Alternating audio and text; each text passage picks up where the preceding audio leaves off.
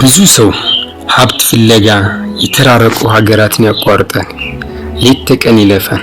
ግን ታውቃለህ፣ በዓለም ላይ እጅግ ሀብታም ቦታ ያለው እዚህ ኢትዮጵያ ውስጥ አይደለም፣ አሜሪካ አይደለም፣ ዱባይ እና ቻይናም ሊሆን አይችልም፣ የሳዑዲ አረቢያ የነዳጅ ማውጫ ወይስ የደቡብ አፍሪካ የወርቅ ማዕድን።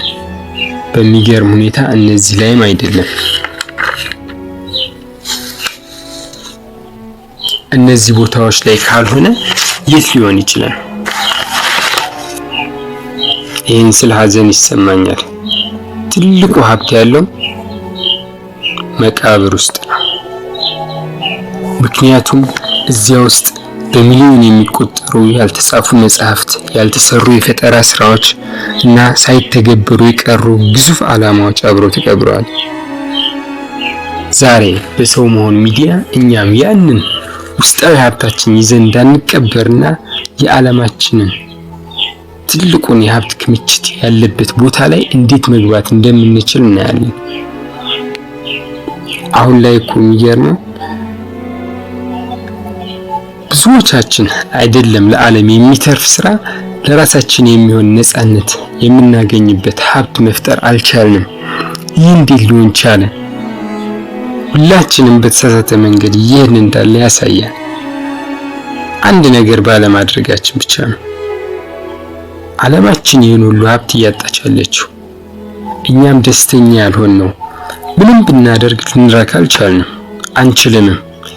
ይህንን አንድ ነገር ካላደረግን እኛ ራሳችን እኛነታችን ማለታችን ሙሉ አካላችን፣ መንፈሳዊው፣ አእምሮአዊው፣ ስሜታዊው አካላችን ጠቅላላ ከሀብት በላይ መሆኑን የተረዳን አይመስለኝም። ላይ ሰው መሆናችን ብቻ ትልቅ ነገር ነው እንላለን፣ ግን በአፋችን ብቻ ነው ይሄን የምንለው። በደንብ መረዳትና መመርመር አለብን። እኛ ማን እንደሆን ማወቅ አለብን። የሰው ልጅ ትልቅ ኃይል እንዳለው፣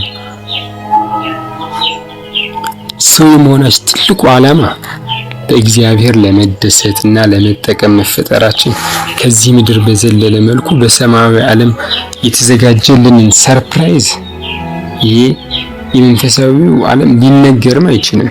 በቃ እጹብ ድንቅ ብለን እጃችን በአፋችን ጭነን እየተደነቅን መኖር ብቻ ነው። በዚህ ምድር ላይ ስንኖርሳ የሚያኖረን አልፈን ለዓለም የሚተርፍ ሀብት መፍጠር ቀላል ነው። ይህም ሀብት ማን ይጠቀምብኝ እያለ ተከዝኖ የተቀመጠው በእኛ ውስጥ አእምሯችን ላይ ነው። ከኛ የሚጠበቀው በጥልቀት ወደ ውስጣችን መመልከት ብቻ ነው። ራሳችን ሁሌም መጠየቅ፣ ውስጤ ላይ ምንድነው ያለው? ፈጣሪ የሰጠኝ ሀብት ምንድነው? ወደ ውስጣችን በማስተዋል እንግባ። እመኑን፣ ይህን ጨክነን በተደጋጋሚ ካላደረግ ምንም አንጀትን የሚያርስ የረባ ስራ መስራት አንችልም። ሰው ወደ ውስጡ ሲመለከት አንዳንዱ የምድር መሰረትን መመርመር ሊሆን ይችላል፣ ማዕድኖችን ማውጣት ሊሆን ይችላል። አንዳንዱ እጽዋቶች ላይ መመሰጥ፣ በእነሱ መመራመር ሊሆን ይችላል። አንዱ ነገሮችን መጠጋገን፣ መፈታታት፣ ለአንዱ በህዋ ላይ መመሰጥ፣ ወደ ጨረቃ መምጠቅ። በዛው ከዚህ መካከል ለሰው ልጅ እንዴት ችግሩን ልፈታለት እችላለሁ ብሎ ያስባል። ለአንዱ ማስተማር ሊሆን ይችላል። ዓለማችን እኮ እዚህ አስተሳሰብ ደረጃ ላይ የደረሰችው ድንቅ በሚባሉ መምህራን ነው። እስቲ አሜሪካ ላይ እንደነ ዴል ካርኔጊ የመሳሰሉ መምህራኖች ባይወጡ፣ ከመጀመሪያው ጀምረን ስንሄድ እንደነ አርስቶትል እንደነ ፕላቶ የመሳሰሉ መምህራን ነበሩ በዚህ ምድር ላይ። በእነሱ በሰው ሕይወት ላይ ትልቅ ለውጥ አምጥተዋል። ለራስህ እንዲሆንብህ የማትፈልገውን ነገር በሌሎችም ላይ አታድርግ እያሉ ሰውን እየመከሩ ሰውን እያስተማሩ ትልቅ ለውጥ ማምጣት ችለዋል። እንደነ ቅዱስ ጳውሎስ የመሳሰሉት መምህራኖችም ነበሩ። ስለዚህ አሁንም እያንዳንዱ ነገር እኛን ትልቅ ደረጃ ላይ ማድረስ ይችላል። ግን እኛ ውስጥ ያለው ምንድን ነው? ለአንዱ አቅጣጫ መለየት ሊሆን ይችላል። ለአንዱ ቃላቶችን አስተካክቶ መናገር፣ ቀልድን መፍጠር፣ የሰዎች የደስታ ምንጭ መሆን ሊሆን ይችላል። ለአንዱ ደግሞ የመሪነት ጥበብ ሊሆን ይችላል።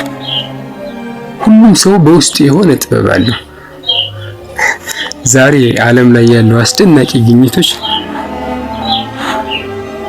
በመኪና መጓዝ፣ በፕሌን፣ በመርከብ፣ በስልክ መገናኘት፣ በኢንተርኔት መተያየት፣ መረጃ በቀላሉ መለዋወጥ። ድሮ ከአንዱ አህጉር ወደ ሌላው አህጉር ምናልባት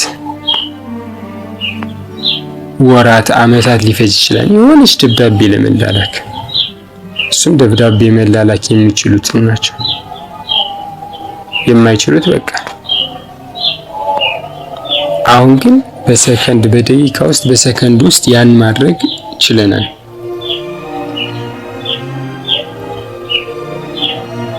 እና ይሄን ምንድነው ሊያመጣው የቻለው?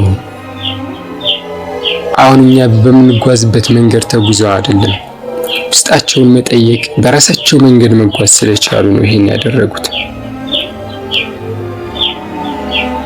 እና ይሄን ያመጡት ሰዎች በጥቂት ሰዎች ነው። እነሱ ደግሞ የትም ሀገር በመሰደድ አይደለም። አውሮፓ ሆኜ ቅዝቃዜው ለፈጠራ ስራዎች ተስማሚ አይደለም። ስለዚህ ኢትዮጵያ ውስጥ ሂጄ ጥሩ የአየር ንብረት ስላለ እዛ ብሰራ ይሻላል አላሉ። ወይም የገሌ ስራ በጣም አዋጭ ነው የሱን ስራ ልስራ እና እንደሱ ልሆንም አላሉ። ወይም አሁን ያሰብኩትን ስራ ስጀምር ሰዎች ይስቁብኛል የሰይጣን ስራ ነው ይሉኛል አላሉ። በቃ ባሉበት ሁኔታ፣ ባሉበት ቦታ፣ ባሉበት የአስተሳሰብ ደረጃ ሆነው ወደ ስራ ገቡ፣ መሞከራቸውን ቀጠሉ። ይኸው ለዓለም ብርሃን መሆን ቻሉ ማለት ነው። እኛ ግን አሁን በቃ እየተቅበዘበዝን ያለነው። ይሄ ስራ አዋጭ ነው፣ ይሄ ስራ እዚህ ሀገር ብሄድ ጥሩ ነው፣ እዚህ እንትን በቃ ሀብት የተከማቸበት ቦታ ፍለጋ ማለት ነው። ፈልገን ማንም ፈልጎ ያገኘው በቃ ይህ ቦታ ያለው ውስጣችን ላይ ነው። ፈጣሪ አከማችቶ ያስቀመጠልን በውስጣችን ላይ ነው። በውስጣችን ላይ እንድናገኘው ውስጣችንን ጠይቀን አውጥተን እንድንጠቀምበት። ከዛ በኋላ ዓለም እኛን በራሷ ትፈልገናለች። የትም መሄድ የትም መድከም አይጠበቅብንም። ራሳችን ጋር በቃ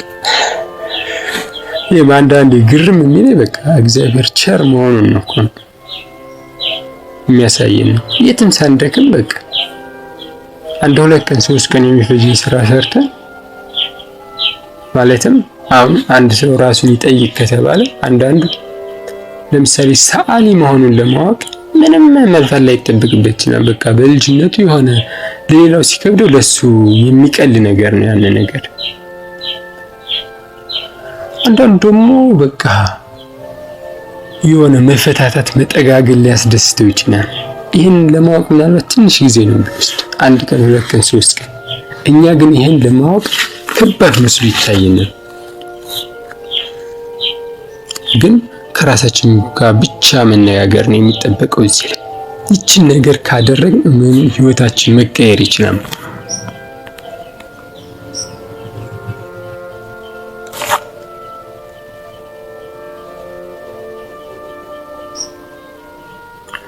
እና እኛም አሁን እያንዳንዷን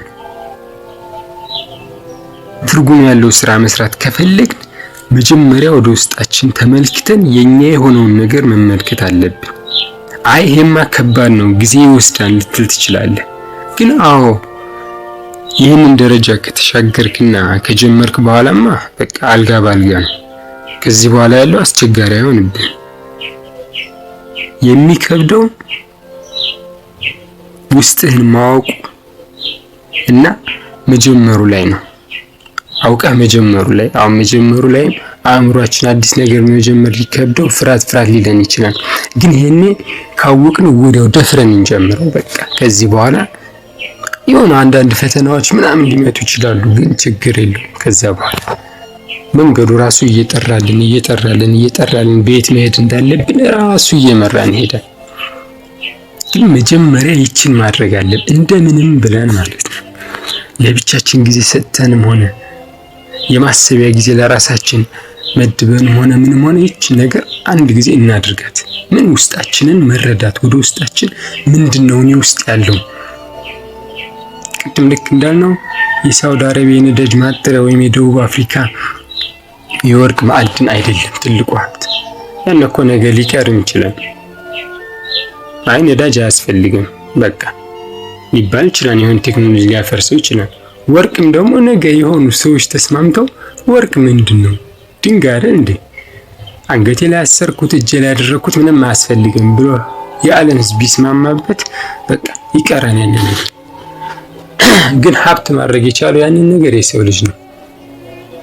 አሃ ይሄን ወርቅም አውጥቼ ቀጥቅጬ በእሳት አድርጌ አንጠሬ ምናምን እንደዚህ ጌጥ ባረገው ሀብት ይሆንልኛል ብሎ መጀመሪያ የሰው ልጅ አሰበ። ስለዚህ ሀብቱ ምን ነው? ወርቁ ነው አይደለም፣ አስተሳሰቡ ነው መጀመሪያ። እኛ ላይም አስተሳሰባችንን ላይ በደንብ መስራት ያለብን። ይህን ስናደርግ በጣም ትልቅ ነገር ማድረግ እንችላለን። ስለዚህ ዛሬውን እንጀምር። በቃ በጥበብ በራስ መንገድ መንቀሳቀስ ጀምር። ይህን ዓለምን መለወጥ ትችላለህ። ለዓለም ሸክም ሳትሆን ባለውለታዋ ትሆናለህ። ዛሬውን ውስጥ ላይ የተደበቀውን ሀብት ለማውጣት ቁፋሮውን አሁን ጀምር። ዓለም አንተን ትፈልጋለች። እርስ በርሳችን እንበረታታ። ሰው መሆን ይቅደም። ቻው።